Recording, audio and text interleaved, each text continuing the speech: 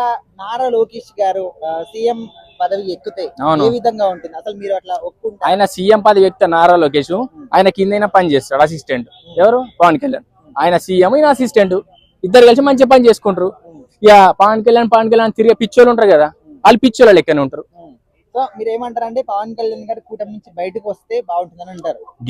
గెలవకపోని మనకు అనవసరం, సపరేట్ గా పోటీ చేయాలి. అవునండి, ఆ జగన్ గారు అన్న పోపండి సింహం లేక సింగిల్ గానే పోటీ చేస్తున్నారు. 5 రాని 10 రాని సింగిల్ గానే చేస్తున్నారు. అలా ఉండండి, కొంచెం డేరింగ్ తెచ్చుకోండి. అంటే మీరే ప్రాబ్లం పడితే ఎలా అండి? అంటే మిమ్మల్ని మీరే తక్కువ చేసుకుంటున్నారు. రాబోయే ఎలక్షన్ లో మాత్రం కంపల్సరీ మీరు సోలోగా రాకుంటే పవన్ కళ్యాణ్ గారు మీకు ఒక్క ఓటు కూడా రాని ఏం చెప్తున్నా.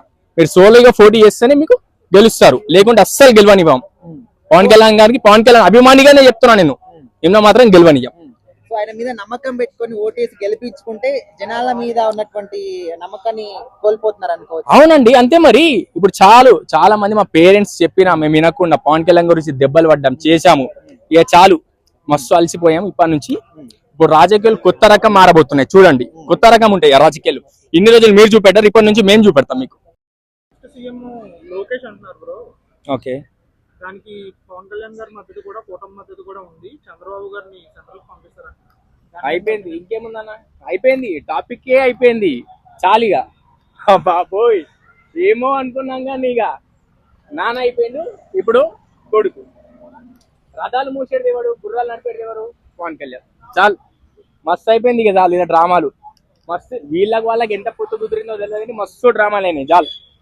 ఇన్ని రోజులు పవన్ కళ్యాణ్ గారు మీరంటే అభిమానం, కానీ మీలోని లోపాలు మీకు చూపెట్టాలి. అంటే ప్రజలు అంటే పిచ్చోళ్ళగా అనిపిస్తున్నారు మీకు. అంటే బిస్కెట్ పడేసి తింటారులే, ఏదో సినిమాలో 4 డాన్సులు వేస్తే పవన్ కళ్యాణ్ అంటారులే అనుకుంటున్నారా? ప్రజలు కూడా చాలా తెలివిమంతులు అయ్యారు. చాలు, మీ డ్రామాలన్నీ సినిమాలో వేసుకోండి, బాగుంటాయి. ప్రజల జీవితం ఇది చెప్తున్న పవన్ కళ్యాణ్ గారు. మేము కట్టే ప్రతి రూపాయి జిఎస్టీ, అది మీరు ఏదైతే ఎంజాయ్ చేస్తున్నారో ప్రతి ఒక్కటి ప్రజల సొమ్ముతోనే. లోకేష్ గారిని సీఎం చేస్తారు, మరి మీరేం చేస్తారండి? ఆయన అర్జునుడు, మీరు కృష్ణుడా? ఆయన ఇంకా చూడండి, మీరు ఇంకొక గుర్రం నడపండి, బాగుంటది. ఓకేనా? ఏంటండి అసలు ఎందు గురించి గెలిపించాము? ఏదో కొత్తలే తెలుగుదేశంతో పొత్తు పెట్టుకున్నారులే అనుకోవచ్చు. అంటే ఇంకా రాబోయే 15 ఏళ్ళు అదే. ఇక మనకు అవసరం లేదు, వాళ్ళు ఇంత ఇస్తారో డబ్బు తీసుకోవాలి మనము. ఓకేనా? ఈ పిచ్చోళ్ళు ఇంతే ఉంటారు మన ఎంబట. ఇక మనం కొనసాగించాలి ప్రభుత్వం.